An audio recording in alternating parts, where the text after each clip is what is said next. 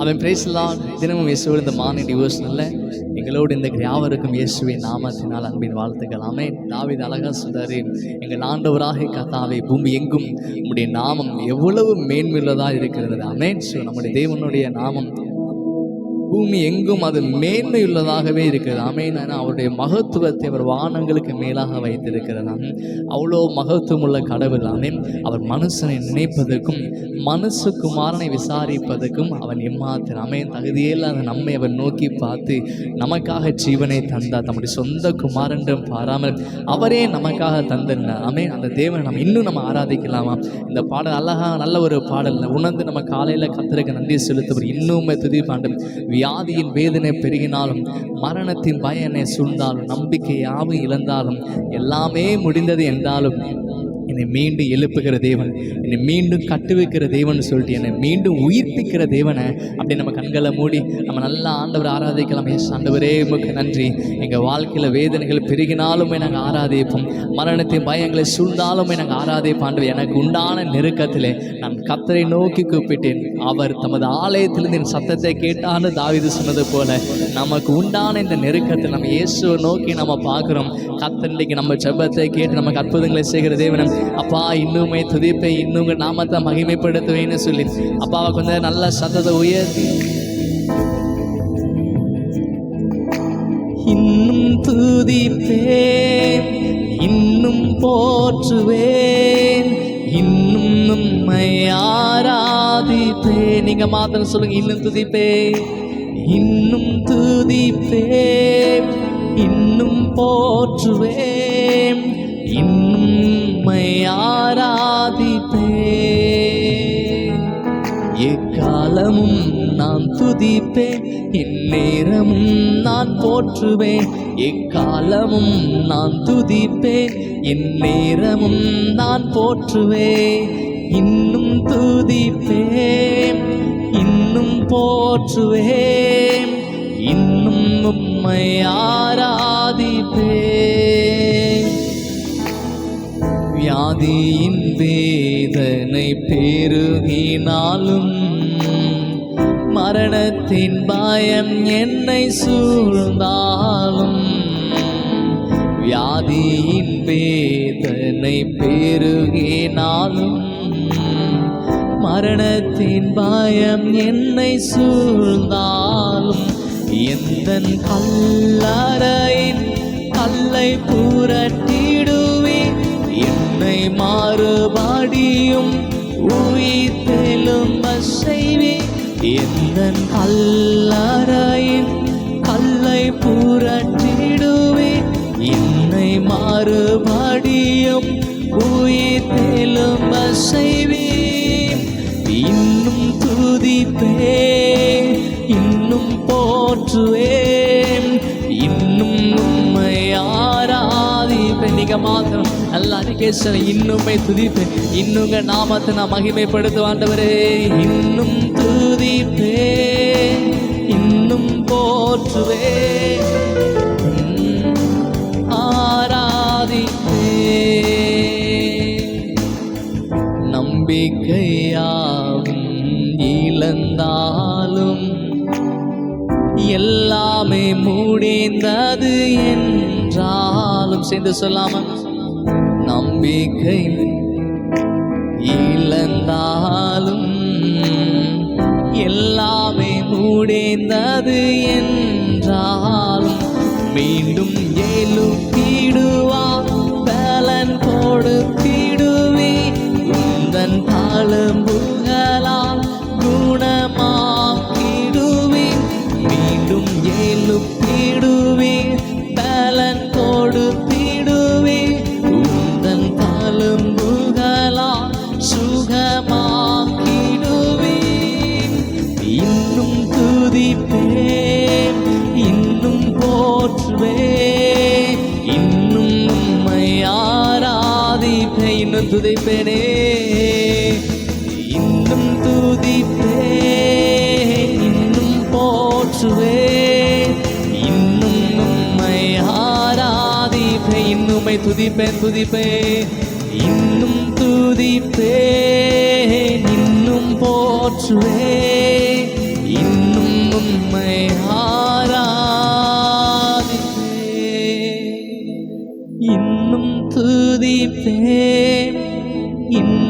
போற்றுவேன், இன்னும் உம்மை ஆராதிப்பேன். எஸ், இன்னுங்கிற நாங்கள் துதிப்போம் ஆண்டவரே. தொடர்ந்து எங்களை ஆசிரியக்க நன்றி. இயேசுவின் நாமத்தை ஜெபிக்கிறேன் நல்ல பிதாவே, ஆமென்.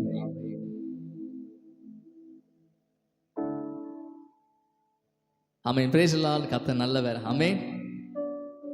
நல்ல ஒரு பாடல். இன்னும் துதிப்பேன், இன்னும் உங்கள் நாமத்தை மகிமைப்படுத்தி, இன்னும் உண்மை ஆராதிப்போம், இன்னும் உண்மையே நாங்கள் துதிப்போம்னு சொல்லி நல்லா அறிக்கை செய்து பாடினோம்.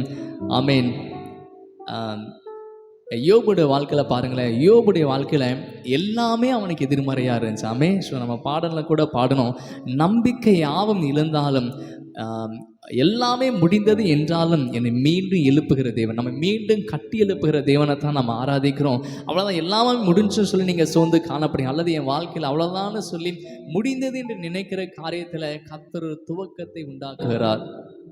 ஆமென். முடிந்தது என்று சொன்ன காரியத்தில் தேவன் ஒரு துவக்கத்தை உண்டாக்குகிற தகப்பனாக இருக்கிறார். ஆமென். ஸோ இன்றைக்கு அநேகர் வாழ்க்கையில் இயேசு அற்புதம் செய்திருக்கா. இன்றைக்கு அப்போஸ்தல நாட்களில் தேவன் அநேக அற்புதங்கள், இயேசு கிறிஸ்து உலகத்தில் மனிதனாக வாழ்ந்த நாட்கள் அநேக அற்புதங்கள், அதிசயங்கள், கண்ணு தெரிஞ்சு, காது கேட்க முடியாத காது கேட்க செய்தால், நடக்க முடியாத நடக்க அந்த தேவன் இன்றைக்கு உயிரோடு இருக்கிறார். நிறையா பேருக்கு அர்த்தமேலாத வாழ்க்கையை அர்த்தத்தை கொடுத்தார். வாழ்க்கையில் எங்கே போகிறோம், வாழ்க்கை எதை நோக்கி போகிறது என்று தெரியாமல் நிறைய குழப்பத்தில் அநேக ஜனங்களுக்கு தேவன் வாழ்க்கையை தந்து, அழகான ஒரு வாழ்க்கையை தந்து அவர்களை வாழ வைக்கிறார். ஆமென். நமக்கு யோபு நல்லாவே தெரியுங்க. யோபு வாழ்க்கையில் பாருங்கள், எல்லாமே ஆப்போசிட். ஆமென். ஸோ தன்னுடைய பிள்ளைகள் எல்லாம் இறந்துட்டாங்க, அவனிடத்தில் இருந்த சொத்து எல்லாமே போயிடுச்சு. சொத்து போனாலும் பரவாயில்ல, பிள்ளைகள் போயிடுச்சு, எல்லாமே போனாலும் சரீரத்தில் வியாதி ஒரு சைடு. ஸோ மனைவியும் கைவிடப்பட்டதான ஒரு சூழ்நிலைக்குள்ளே யோபு இருக்கார். ஸோ அப்படிப்பட்ட நிலைமையில் யோபு இருக்கும்போது அவன் கர்த்தரை நோக்கி பார்க்குறான். என்னன்னா, என் மீட்பர் அவர் உயிரோடு இருக்கிறார். சரீரத்தில் வியாதி இருக்குது, உண்மைதான். சொத்து போயிடுச்சு, உண்மைதான். மனைவியும் கைவிட்டாங்க, எல்லாரும் கைவிட்டு தனியாக இருக்கிறான். அவங்க ஃப்ரெண்ட்ஸு வந்து ஏதோ நீ பாவம் பண்ணியிருப்ப, அப்படி இப்படி நிறையா காரியங்களை அவனுக்கு விரோதமாக சொன்னாலுமே அவன் சொல்கிறான், என் மீட்பர் அவர் உயிரோடு. இதை காட்டிலும் அதிகமான இன்னொரு வசனம் சொல்லிப்பார், இன்னொரு வார்த்தை சொல்லிப்பேன்னா, அவர் என்னை கொன்று போட்டாலும் அவர் மீது நான் நம்பிக்கையாக இருப்பேன். இந்த நம்பிக்கை இன்னைக்கு எத்தனை பேருக்குள்ளே இருக்காமே. ஸோ இப்படி யோபு வாழ்க்கையில் பாருங்கள், அவர் என்னை கொன்று போட்டாலும் நான் அவர் மீது எப்படி நம்பிக்கையாக இருப்பேன் யோபு சொன்னார். ஆமே. ஸோ நம்ம வாழ்க்கையில் கூட இன்னும் நம்ம ஆராதிக்கணும். ஹல்லேலூயா. ஸோ நம்முடைய தேவனாக கர்த்தர் அவரை நேசிக்கிற பிள்ளைகளை அவர் கைவிடுவதே கிடையாது. நமக்கு வேண்டிய அனைத்தையுமே அவர் நமக்கு தருகிறார். நமக்கு வேண்டிய யாவையும் சந்திக்குது. ஏன்னா தம்முடைய சொந்த குமாரன் என்று பாராமல் அவரே உங்களுக்காக தந்தரில் கர்த்தர் மற்றவர்கள் அருளாது இருப்பது எப்படி வசனம் சொல்கிற மாதிரி மற்ற காரியங்களை கர்த்தர் தராமல் இருக்கவே மாட்டார். ஏன்னா உங்களை நேசிக்கிறார். நீங்கள் நல்லா இருக்கணும், நீங்கள் சுகமாக இருக்கணும், ஆசீர்வாதமாக இருக்க வேண்டும் என்பது தேவ சித்தம், அது தேவனுடைய விருப்பமாக இருக்கிறபடினால் நிச்சயம் உங்கள் மீது அவர் ஆசீர்வாதத்தை கட்டளையிடுவார். ஆமே. ஸோ சோர்ந்து போகாமல் இருக்குங்க. நம்பிக்கை இழந்துட்டேன்னு சொல்லி நீங்கள் கவலைப்பட்டாலும் இந்த சூழ்நிலையும் கர்த்தரை துதிங்க. துதிக்கிற உங்களுக்கு நிச்சயம் ஜெயம் உண்டாகும். துதிக்கிற உங்களுக்கு தோல்வியே கிடையாது. இன்னும் துதிப்பேன், இன்னும் மகிமைப்படுத்துவேன்னு சொல்லிங்க. ஒரு நாள் நம்ம கர்த்தரை ஆராதிக்கலாமே. ஸோ நம்ம தொடர்ந்து ஒரு நாளும் சங்கீதங்களை பார்க்குறோம். இன்றைக்கி ரொம்ப ஷார்ட்டாக நம்ம பார்க்க போகிறோம். சங்கீதம் 20 நம்ம சேர்ந்து வாசித்து அதுலேருந்து சில காரியத்தை நம்ம பார்க்கலாம். சங்கீதம் 20. ஆபத்து நாளிலே கர்த்தர் உமது ஜெபத்தை கேட்பாராக. யாக்கோபின் தேவனுடைய நாமம் உமக்கு உயர்ந்த அடைக்கலம் ஆவதாக. அவர் பரிசுத்த ஸ்தலத்திலிருந்து உமக்கு ஒத்தாசை அனுப்பி சியோனிலிருந்து உம்மை ஆதரிப்பாராக. நீர் செலுத்தும் காணிக்கைகளை எல்லாம் அவர் நினைத்தும் உமது சர்வாங்க தகன பலிகளை பிரியமாய் ஏற்றுக்கொள்வாராக.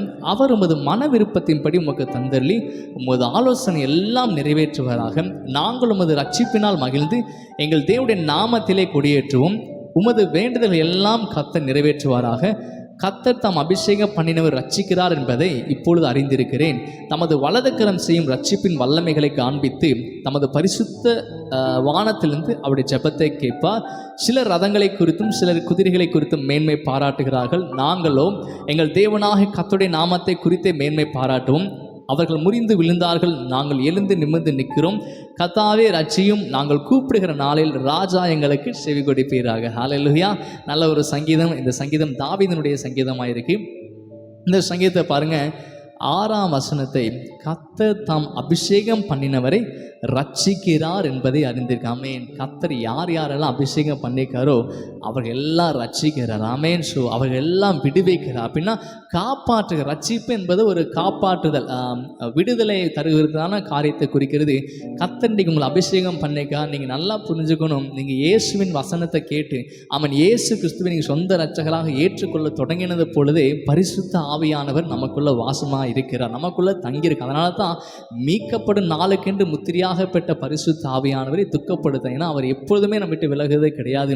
நம்ம அபிஷேகத்தை புதுப்பித்து கொள்ளே இருக்க வேண்டும். ஸோ அபிஷேகம் பண்ணின உங்களை அவர் ரட்சிக்கும்படியாக அவங்க கூட இருக்காங்க. ஏதாவது இக்கட்டில் சூழ்ந்திருக்கிறீங்களா, அல்லது வேதனை இருக்கீங்க, வியாதியில் இருக்கீங்களா, நீங்கள் சோர்ந்து போகாமல் இருங்க.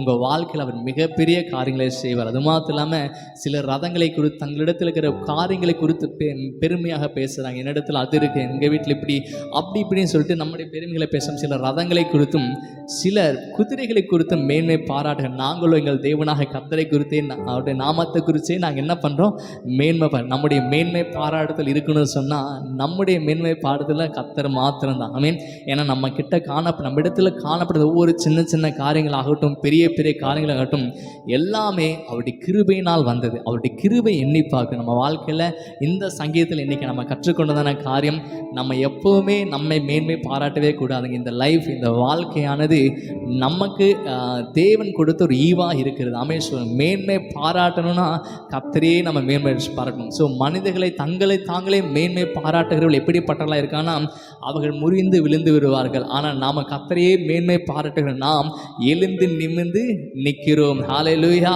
கர்த்தர் ரட்சிப்பின் தேவனாக இருக்கார். ஸோ நம்முடைய மேன்மை பாராட்டுதல் என்பது நம்ம வாழ்க்கையில் இருக்கிற ஒவ்வொரு காரியத்துக்கும் ஏசப்பாக்கு நம்ம நன்றி செலுத்த கடமைப்பட்டுக்கிறோம்.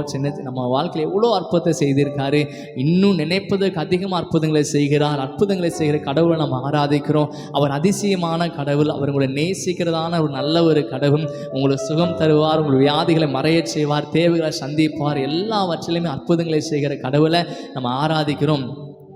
இந்த நாளில் நம்முடைய மேன்மை பாராட்டுதல் இயேசுவை சார்ந்ததாக இருக்கும்.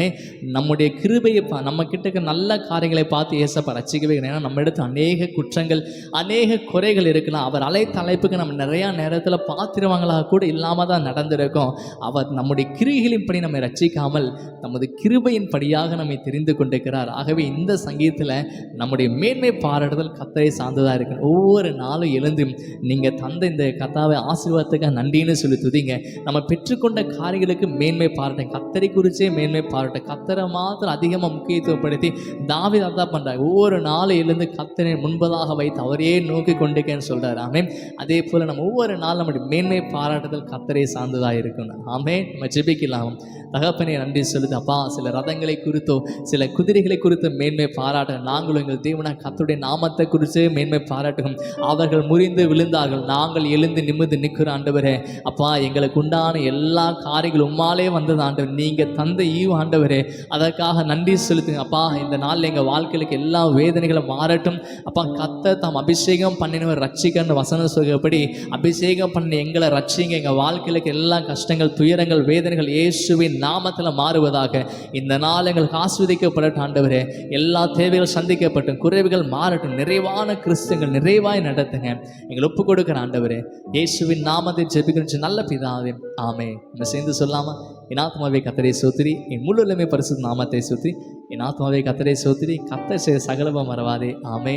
கர்த்தர் தாங்கள் ஆசீர்வதிப்பாராக. தொடர்ந்து எங்களோடு இணைந்தீங்கள். நாம் இணைந்த ஒவ்வொரு நாளும் கர்த்தர் ஆராதிக்கலாம். God bless you.